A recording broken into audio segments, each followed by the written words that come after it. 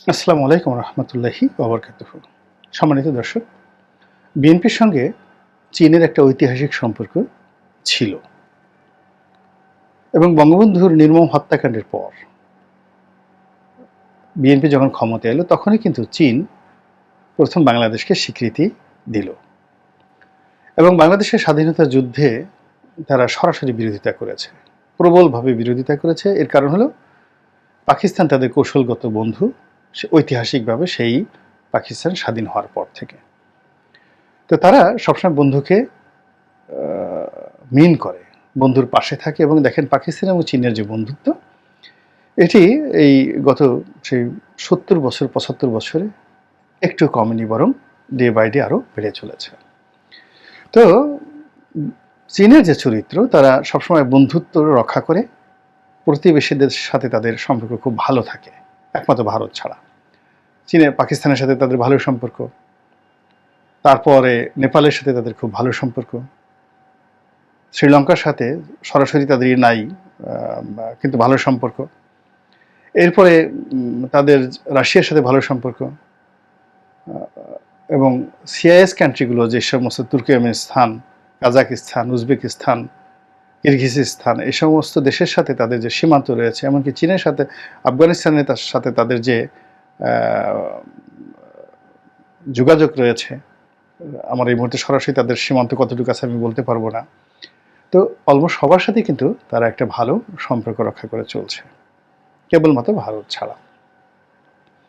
এর কারণ হচ্ছে ভারতের সাথে চীনের যে দ্বন্দ্ব, সেই কুষাণ রাজ কনিষ্কর আমল থেকে। এরপর মঙ্গলরা, মানে চেঙ্গিস খান এবং তার পরবর্তী বংশধররা বহুবার চেষ্টা করেছে, শত শত বছর ধরে তারা ভারত আক্রমণ করার চেষ্টা করেছে। কাজেই ভারত বলতে দিল্লি কেন্দ্রিক, তখন কখনো মুসলমানরা ছিল, মুসলমানদের মধ্যে কখনো সুলতানি নামে ছিল, কখনো সেই মুঘলরা ছিলেন, বিভিন্ন সুলতানি আমলে বিভিন্ন বংশ ছিলেন, খিলজি বংশ ছিলেন, দাস বংশ ছিলেন। তাদের সবার সঙ্গে কিন্তু চীনের একটা গণ্ডগোল সবসময় ছিল। তো তারা যাদের সাথে শত্রুতা করে, হাজার বছর ধরে তাদের সাথে তাদের শত্রুতা চলতে থাকে, আর তারা যাদের সঙ্গে বন্ধুত্ব করে তাদের সঙ্গে হাজার বছর ধরে তাদের বন্ধুত্ব চলতে থাকে, হাজার বছর ধরে। এবং দেখেন, আজ থেকে 5000 বছরের পুরনো আগে, 5000 বছর আগে তাদের একটা রাস্তা ছিল, সিল্ক রুট। তো আপনারা অনেকেই জানেন যে চীন রেশম উৎপাদন করতে, ওই মানে তারা সেই 5000 বছর আগের থেকে এখন পর্যন্ত পৃথিবীর নাম্বার 1। তো চীনের এই রেশম সারা দুনিয়াতে কদর ছিল। তো তারা এই রেশম স্থলপথে বিক্রি করার জন্য তাদের যে বাণিজ্যিক যারা বহর ছিল, ব্যবসায়ী, ট্রেড অ্যান্ড কমার্স ইউনিটগুলো ছিল, এরা যে পথ দিয়ে চলত সেটা কি সিল্ক রুট বলা হয়। তো সেই রাস্তায় তারা কখনো একেবারে কলকাতা পর্যন্ত চলে এসে গ্র্যান্ড ট্র্যাঙ্ক রোড হয়ে তারা একেবারে বাংলাদেশের সোনারগাঁ পর্যন্ত চলে আসতো। আবার অন্যদিকে সেই মায়ানমার হয়ে যে মায়ানমারে যে আমাদের এখন রোহিঙ্গাদের যে আরাকান, তো এখান থেকে শুরু করে একেবারে তারা ইরান পর্যন্ত চলে যেত, মধ্য এশিয়া হয়ে আফগানিস্তান, তারপরে মধ্য এশিয়ার যে রাশিয়া, কাজাকিস্তান হয়ে তারা ইরান পর্যন্ত চলে যেত। ইরান থেকে তারা ইরাক হয়ে, তারপরে শেষে মধ্যপ্রাচ্যে জেরুজালেম হয়ে সৌদি আরবকে পাশ কাটিয়ে তারা একেবারে ইয়ামেন দেশে চলে যেত ব্যবসা বাণিজ্য করার জন্য। আবার আরেকটি রুট, সেটি তারা সিরিয়া পর্যন্ত তারা টেনে নিয়ে যেত, দামেস্ক পর্যন্ত টেনে নিয়ে যেত। এই যে প্রাচীন যে সিল্ক রুট, সেই সিল্ক রুটটি তারা সেই 5000 বছর পুরনো সিল্ক রুটটি আবার তারা নতুন করে শুরু করেছে। তারা বুঝেন যে তারা তাদের ইতিহাস সম্পর্কে কতটা সচেতন। তারা কখনোই তাদের অতীত বন্ধুকে ভুলে যায় না, আর নিত্য নতুন বন্ধু তারা তৈরি করে না। এই হলো চীনা জাতির বৈশিষ্ট্য। যারা চীন দেশে গিয়েছেন, ভ্রমণ করেছেন এবং চীনাদের আতিথ্যতা নিয়েছেন, তারা এই জিনিসটি খুব ভালো করে জানেন। তো সেই দিক থেকে চীনের সঙ্গে বিএনপির একটা ঐতিহাসিক সম্পর্ক আছে, যেখানে অভিমান তৈরি হয়েছিল বিএনপি যখন ক্ষমতায় ছিল। তখন আমেরিকার দুষ্ট বুদ্ধিতে এই যে এখন এবার যেভাবে মই দিয়ে বিএনপিকে গাছে উঠিয়ে আবার মই সরিয়ে নিয়েছে, এরকম একটা দুষ্ট বুদ্ধি আমেরিকা দিয়েছিল। চীনের যে জাতশত্রু তাইওয়ান, আমেরিকার কৌশলগত পার্টনার, তাইওয়ানের একটি কনসুলেট অফিস বাংলাদেশে খোলার ব্যাপারে বিএনপি সিদ্ধান্ত নিয়েছিল এবং তখন থেকে বিএনপির সাথে একটা সম্পর্কটা টানাপোড়েন সৃষ্টি হয়। তো সেটি বিএনপি বুঝতে পেরেছে, চীনও বুঝতে পেরেছে যে এটা ইট ওয়াজ এ সিঙ্গেল কেস। এরপর চীন বাংলাদেশে যারা ক্ষমতাসীন সংগতির কারণে তাদের সাথে ব্যবসা বাণিজ্য করে, কিন্তু যেহেতু তারা দীর্ঘদিনের যারা বন্ধু তাদের বাইরে ট্রেডিশনালি তারা যায় না।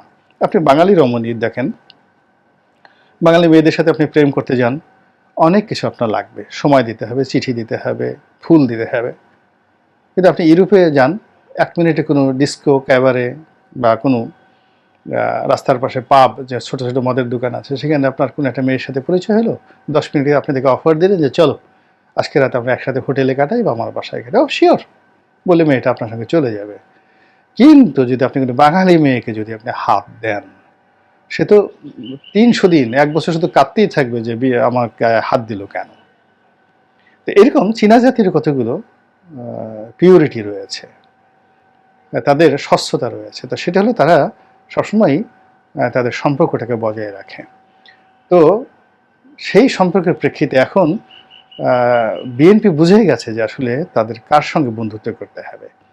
তো এরকম একটি কথা তাদেরকে ছড়িয়ে পড়েছে যে লন্ডনের তারেক রহমান সাহেবের সঙ্গে সেই বেজিংয়ের যে উচ্চ পর্যায়ের যারা কর্মকর্তা আছেন তাদের একটা যোগাযোগ হয়তো হয়েছে, এবং বাংলাদেশেও বিএনপির অনেক নেতাদের সঙ্গে চীনের গোপন বৈঠক হচ্ছে, এবং চীন বিএনপিকে রাজনৈতিকভাবে সহযোগিতা করার জন্য যা যা করার সব কিছু করবে, এরকম একটা কথা কিন্তু ছড়িয়ে পড়েছে। সত্য বা মিথ্যা এটা আমরা এখনো বলতে পারবো না, বাট এরকম একটা কথাবার্তা ছড়িয়ে পড়েছে। দ্বিতীয়ত বিএনপির আরেকটি বিষয় ছিল যে মির্জা ফখরুল ইসলাম আলমগীর সাহেবের পরিবর্তে এখানে নতুন মহাসচিব আসবেন। কেউ সালাউদ্দিন সাহেবের নাম বলছিলেন, কেউ গয়েশ্বর বাবুর নাম বলছেন। এই দুজনের নামই মোটামুটি বেশিরভাগ লোক বলার চেষ্টা করেছেন। আবার অনেকে বলেছেন যে না, মির্জা ফখরুল সাহেবই থাকবেন। এর কারণ হলো তার একটা ব্র্যান্ড হয়ে গিয়েছে, একটা ব্র্যান্ড নেম হয়ে গেছে।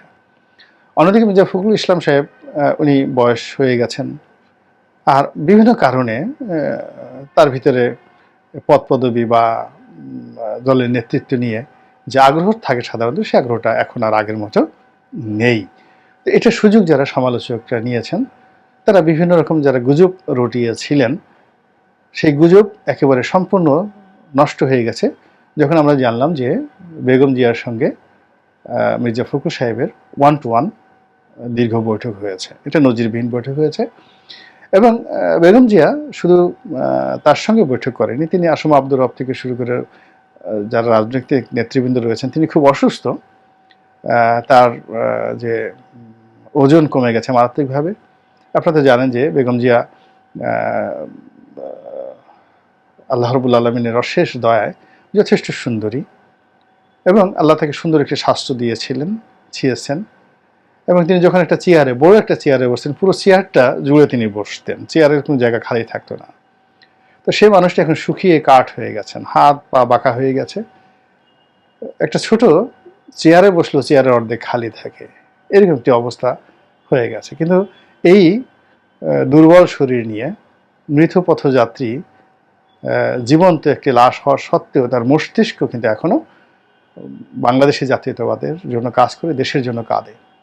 তিনি নিজের জীবন পরিবারকে বাদ দিয়ে তিনি এখনও দলের কথা ভাবেন, দেশের কথা ভাবেন, এবং এই কারণে তিনি এই সময়ের মধ্যে রাজনৈতিক নেতাদের সঙ্গে এই অবস্থাতে তিনি যোগাযোগ রক্ষা করছেন এবং মির্জা ফখরুল সাহেবের সাথে যোগাযোগ রক্ষা করছেন। এবং মির্জা ফখরুলের সাথে যে এই বৈঠকটিতে 3-4টি গুরুত্বপূর্ণ বিষয় যারা রাজনৈতিক বিশ্লেষক তারা বর্ণনা করার চেষ্টা করছে। সেটি হলো যে তিনি সম্ভবত মির্জা ফখরুল সাহেবকে দায়িত্ব পালন করার জন্য নির্দেশনা দিয়েছেন। দ্বিতীয়ত চীনমুখী হবার জন্য তিনি পরামর্শ দিয়েছেন, এবং এই সংক্রান্ত কাজ এগিয়ে নেওয়ার জন্য দলের পক্ষ থেকে কার্যকর ব্যবস্থা গ্রহণ করার কথা তিনি বলেছেন। এরকম একটি বক্তব্য ছড়িয়ে পড়েছে চারিদিকে। তো ঘটনা যাই হোক না কেন, যদি চীন ভারত এখন যেভাবে আওয়ামী লীগের সাথে হরিহরাত্মা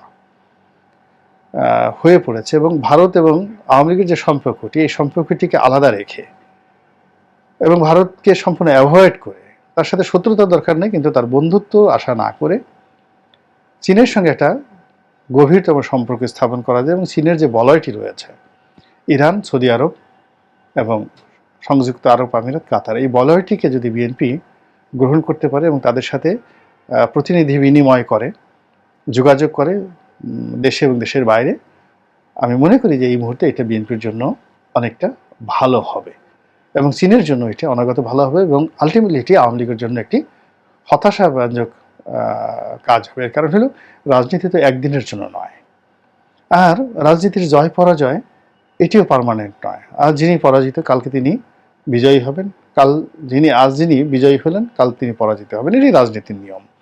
সো রাজনীতিবিদদের মধ্যে তারাই সফল হন যারা ভবিষ্যৎকে দেখতে পারেন। তো বিএনপিকে তার অনাগত দিনের ভবিষ্যৎকে দেখতে হবে, এবং সেই দেখাটা যদি তাদের যে পেরিস্কোপ রয়েছে, তাদের যে মাইক্রোস্কোপ রয়েছে, হ্যাঁ, তাদের যে দূরবীন রয়েছে, তো সেই পেরিস্কোপ, মাইক্রোস্কোপ এবং দূরবীন মানে অনুবীক্ষণ যন্ত্র, মানে অনুবীক্ষণ যন্ত্র, দূরবীন এবং অনুবীক্ষণ যন্ত্র দুটো আলাদা, একটা কাছের জিনিস দেখার আর একটা দূরের জিনিস দেখার, টেলিস্কোপ। তো এই জিনিসগুলো দিয়ে বিভিন্ন অ্যাঙ্গেলে তারা আমেরিকাকে দেখলো, চীনকে দেখলো, এমনকি ভারতকেও দেখলো, এবং ঠিক রাতারাতি একটা পরিবর্তন হবে, কালকেই আওয়ামী লীগ চলে যাবে, তারপর আমরা ক্ষমতায় গিয়ে বসবো, এই ধরনের চিন্তা ভাবনা না করে কী করে দীর্ঘমেয়াদে একটা দলকে শক্তিশালী করা যায়, এই দলকে ক্ষমতায় আনানো যায়, এই জন্য দীর্ঘমেয়াদে যদি পরিকল্পনা বাস্তবায়ন করার জন্য ওইভাবে রিক্রুটমেন্ট করে ওইভাবে খাতওয়ারি কাজ শুরু করা যায়, তাহলে হয়তো অনাগত দিনে বিএনপির জন্য একটা ভালো শুভফল হয়তো আসতেও পারে। আল্লাহ আমাদের সবাইকে হেদায়েত দান করুন এবং হেফাজত করুন। আসসালামু আলাইকুম রহমতুল্লাহি ওয়া বারাকাতুহু।